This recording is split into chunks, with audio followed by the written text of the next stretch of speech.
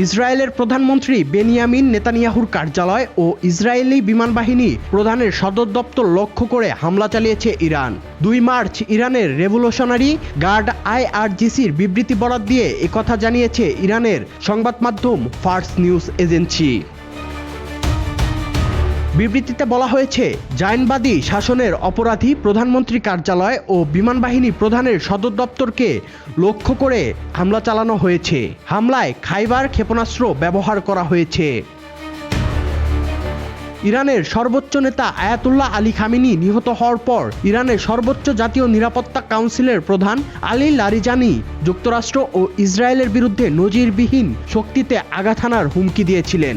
Iran 2 March পর্যন্ত Israel, Bahrain, Kuwait, কাতার, সংযুক্ত আরব আমিরাত ও জর্ডানে হামলা চালিয়েছে বলে আন্তর্জাতিক গণমাধ্যম সূত্রে জানা গেছে। ইরানের হামলায় ইসরায়েলের বেইত শেমেশে অন্তত 9 জন নিহতের খবর পাওয়া গেছে।